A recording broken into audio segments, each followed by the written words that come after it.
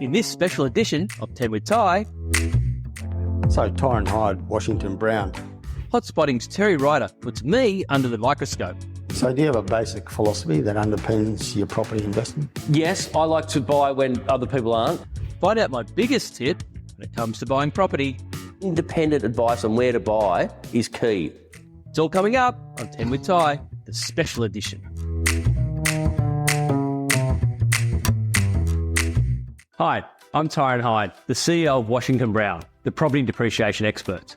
Now, I'm a qualified quantity surveyor and also a best-selling author who's helped hundreds of thousands of property investors over the years pay less tax through depreciation. I'm also an avid investor, which is why I created the podcast series 10 with Ty, where I ask the smartest people I know the same 10 questions to unlock the keys to their success and hopefully leave a playbook for my family and your family too about investing.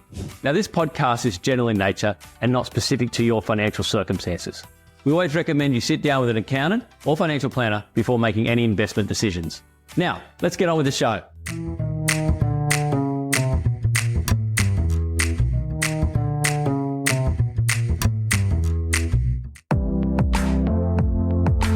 So Tyron Hyde, Washington Brown. You know a lot about depreciation for property investment. I think you more broadly, you're in your own right, you've been a property investor for most of your adult life. Do you remember the first one? What it was, where it was? I certainly do. Yeah, I certainly do. Hi Terry, thanks for having me on. It's probably one of the best investments I ever made, believe it or not. It was in Balmain. It was a 2-bedroom, 2-bathroom, 1-car space. I paid $249,000 for it. But the thing was, I was actually the quantity surveyor on the project on behalf of the bank. So when you borrow as a developer $10 million to do a development, the bank just doesn't give you $10 million. They'll say they want an independent valuation of the overall project and they want an independent valuation of the construction cost, which is what me as a quantity surveyor used to do. So we'd go out every month and pay certify the amount of work done on that progress, on that project on behalf of the bank. Problem was the builder went broke. And so at that time, before he went broke, I put $1,000 down on this apartment as a holding deposit. The builder went broke, and it took like 3 or 4 years to finish the project, and I helped project manage the job to completion. By the time it finished, there was enough equity in that. There was enough equity from the 240 that I didn't have to put any more money in. So I only put $1,000 down, and I borrowed the full amount because they based it upon the new purchase, the new valuation. So when I sold it in 2001, it already went up to about $500,000, and so that $1,000 turned into like $250,000. So the return on equity or return on investment (ROI) was huge. So if you look at it purely from that point of view, it turned out to be one of my best investments ever. Yeah. What will it be worth today? 1.5. But that, if we look at it from another point of view, you know, people say probably doubles every 7 years or 7 to 10 years. So that was 2002. So so it would have been 500 to 1 million to 2 million. So 1.5 wouldn't have been bad, but you know, I don't regret selling it because whenever I've sold a property, I put it into another property, into a bigger and better property. And I put that money into a 2-bedroom unit in Bondi that for about $860 and sold that recently for $6 million. So that wasn't a bad investment either. Yeah. So that's a good segue into my next question, which is about your basic strategy with property investment. Is it some people try to trade their way to success, what you've just described. Buy something, sell it for a profit, buy something better. Yep. Is that the way to go, or should people just buy good assets, keep them and accumulate a portfolio? For me personally, I've been more of a trader. Because I'm in property, I've been able to see deals that other people might not be able to see. For instance, I'll give you an example. Once I was at a trade show and there was 200 people lining up in the morning to come and see a property expo, right? I thought, this is crazy. This is the peak of the market. So that next day, I sold the next week I put about 3 on the market, the ones that weren't that good, because when things are really booming, it's a good time to get rid of some of the shitty stock that you might have, right? Because that's when you want to get rid of that stuff. It's, when times are good, things sell, but when times are bad, sometimes it's harder to get rid of the not so good stock. For the average person, look, I believe their strategy should be to accumulate and hold would be the most easiest way, because the problem is with trading properties is that there's a lot of entry and exit costs. You know, it can be up to like 10% of the purchase price of the purchase price getting in with stamp duty, buyers agencies, selling costs, marketing costs. So that's something to be very wary of. Yeah. So do you have a basic philosophy that underpins your property investment? Yes, I like to buy when other people aren't.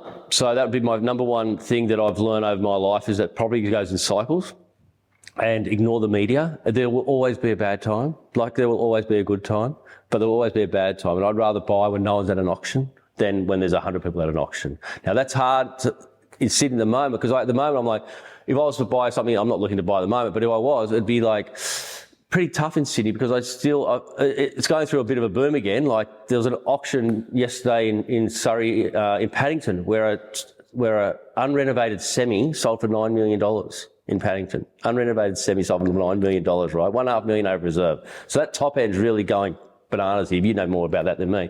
So at the moment, it'd be really hard in Sydney, because I can't see that property prices are going to come back a bit. You know, I'm pretty much Sydney focused, because that's where I live. But I just find it hard to believe that property is going to come back at the moment with you know, migration where it's going. You've got building starts 10% down, 20% down year on year, right? So we're not building enough, Terry. That's the problem at the moment. Supply is clearly the problem in this market. Yeah, well, the shortages of everything that matter in real estate. We're not building enough. There's not enough listings of properties for sale. There's not enough rental properties available for tenants. Yep. And that's putting that constant upward pressure on prices and rents. Yep. Yeah. I got an Uber here today, and I asked him, I said, "Oh, where do you live?" And he said, "Alexandria." I said, "Oh, right." He goes, "But I'm moving." I said, "Well, why are you moving?" He said, "Well, they're charging me $600 a week rent for a one-bedder. They've just put it up to $850 rent for one-bedder in Alexandria." I'm like, how do people live? You know, it's pretty tough. I know. And unfortunately, the politicians don't seem to have any solutions to the rental shortage, which they created. Yeah. But what you're speaking to with what you said earlier is about being counter-cyclical with your approach. I think far too many people get into property investment as herd animals, following the herd into a stampeding into a boom, perhaps. Yep. And it seems to me that's the antithesis of good investment strategy. Let me tell you a story. Okay? Okay. So one of my clients is Harry Triggerboff, who's the richest man in Australia, is worth $26 billion. He said to me at lunch one time, he said, "Tyron, do you want to know the secret to my success?" I'm not going to say no, am I? "Yes, Harry, what's the secret to your success?" He said, "Tyron, when times are bad, I buy land. By the time I get development approval, times are good again." So simple. Why didn't I think of that? Helps having $26 billion though, I guess. Yeah. So it seems to me that one of the problems that why so few people, now we're talking about the 1%, and that refers to the fact that of the 2-point-something million Australians who own an investment property, only, well, less than 1% actually own 5 or more. 90% own just 1 or 2. Why do you think that is? What's holding people back from being more successful with something that so many Australians are passionate about? I guess the easy answer is money, but I think a lot of people get burnt on the first time. I think a lot of people make mistakes in their first early investments, and I see it all the time, because we analyse a lot of properties, what the original sale price was and what the new sale price was. And we find that so many people, for 10 years, it's just flatlines, because they've bought into maybe a house and land package off a property spruiker, and it's just flatlined for 10 years. They haven't made any money. Unfortunately, then you see, bang, they sell it after 10 years. That's when the growth starts to happen.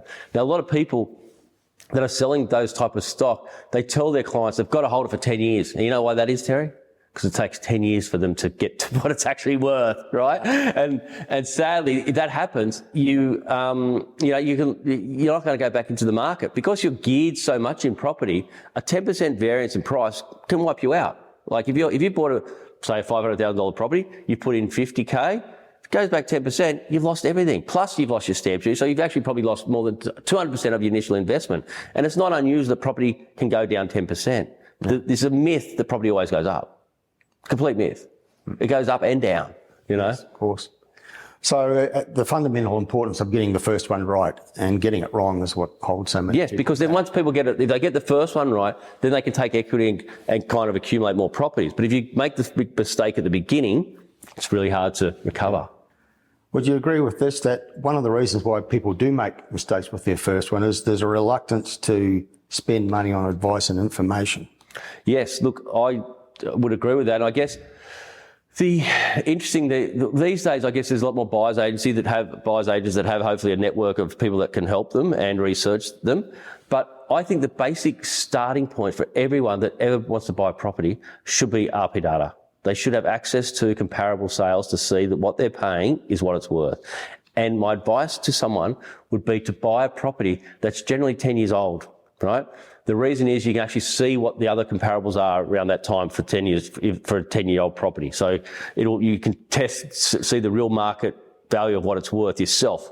I had Chris Gray on my podcast recently, and he insists, he's a buyer's agency, successful buyer's agent. He insists on every one of his clients getting a valuation before they buy that property. He's like, you get a valuation for a car, but you're going to spend $1 million on a property. You don't want to even spend $600 on a valuation report.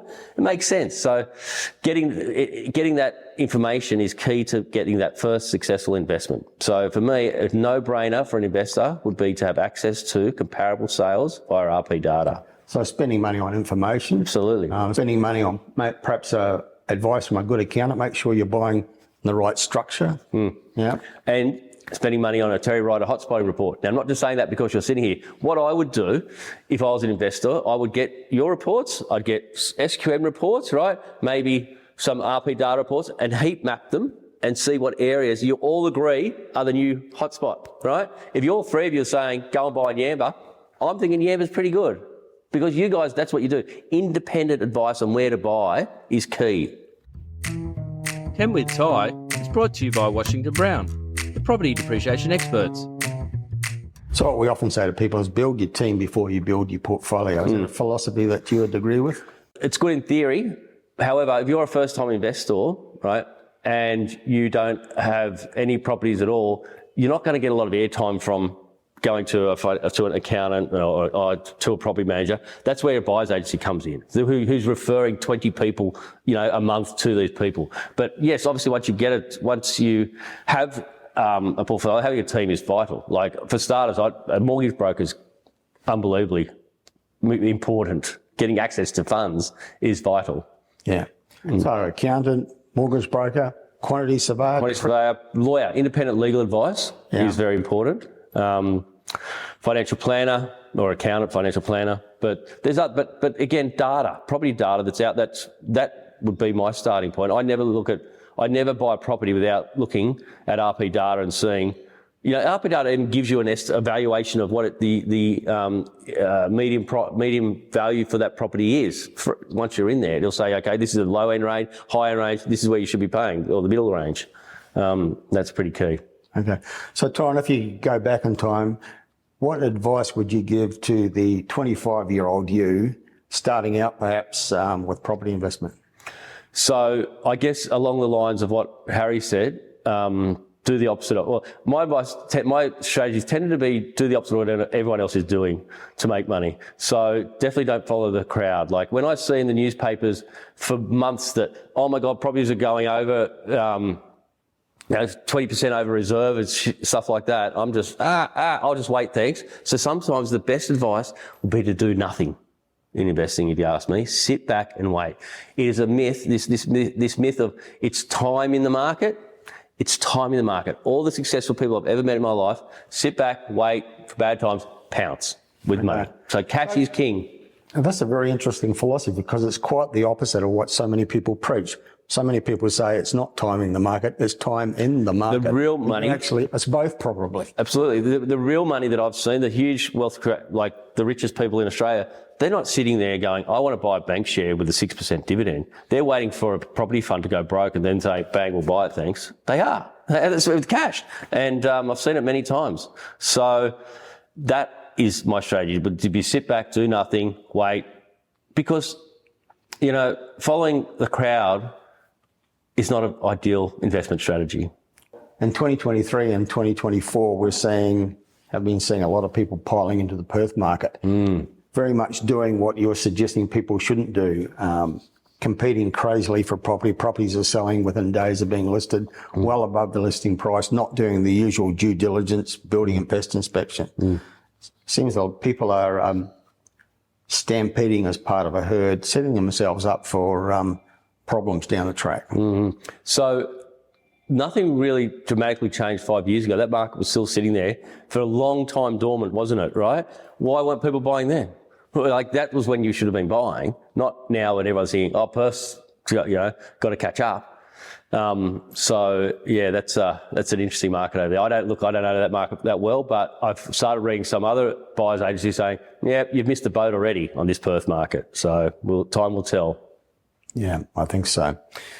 So what major mistake have you made in the past with your investments that you would urge younger people not to repeat as they get into property investment? Yeah, absolutely. Well, my major mistakes is not about property. Twice in my life, I lost the GDP of a small African nation.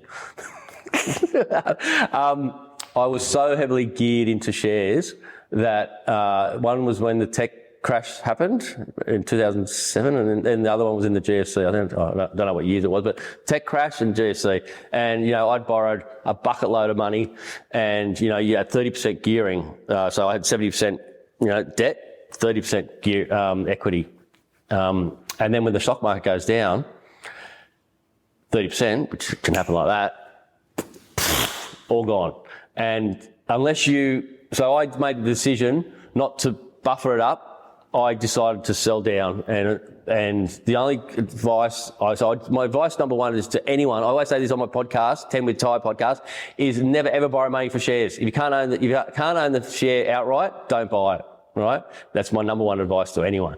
And the problem with the gearing or the leveraged share portfolio wasn't that they were bad stocks, but what happens is when margin loans start occurring, you have to pile out. And so some of these good stocks, people were just getting margin called, and you just have to sell. To the point, some of these stocks were trading below their asset base, but that's what can happen in the stock market. It can be very fickle.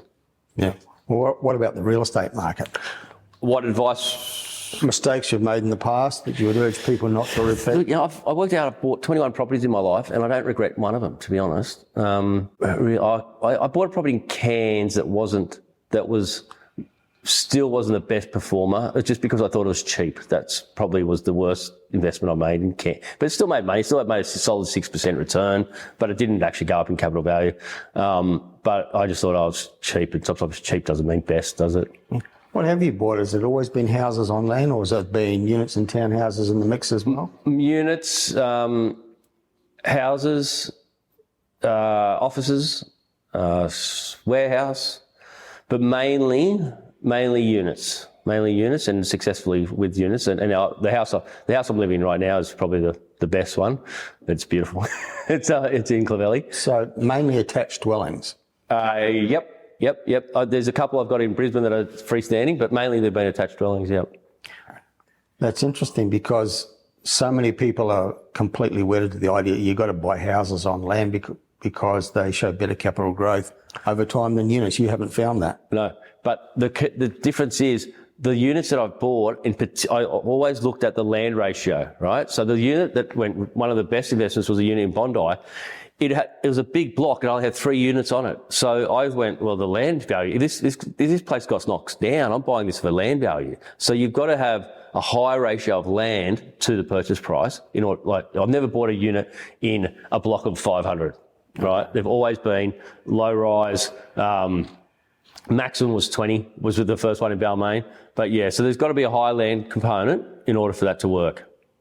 Okay. Because what I think we're seeing in recent times in the market right across the country is a shift in that dominant paradigm about people preferring houses on land versus apartments for capital growth. We're seeing more and more people opting for attached dwellings for lifestyle reasons, for affordability reasons, all sorts of reasons. Yep. All sorts of different buying cohorts, young people, downsizers, migrants from overseas.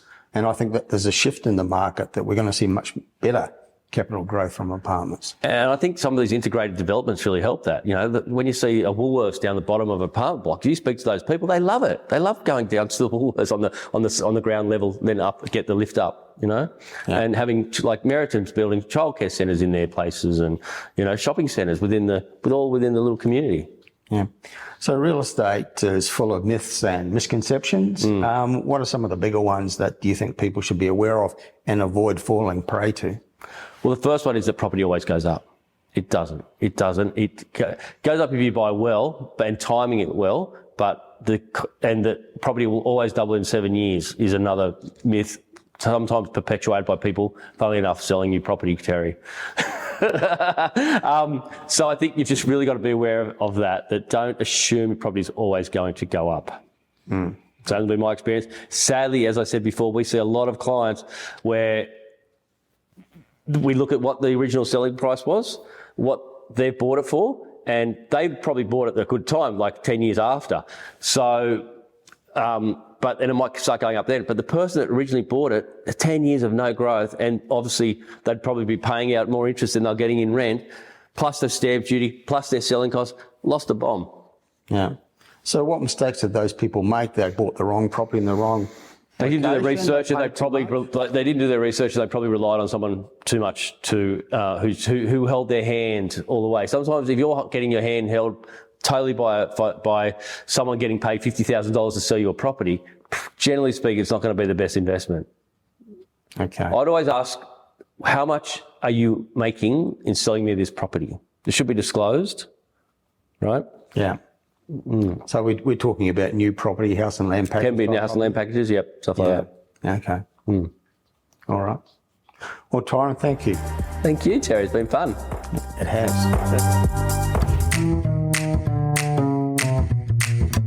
If you own an investment property, then Washington Brown can help you pay less tax with an ATO-compliant depreciation schedule. Visit washingtonbrown.com.au to pay less tax today.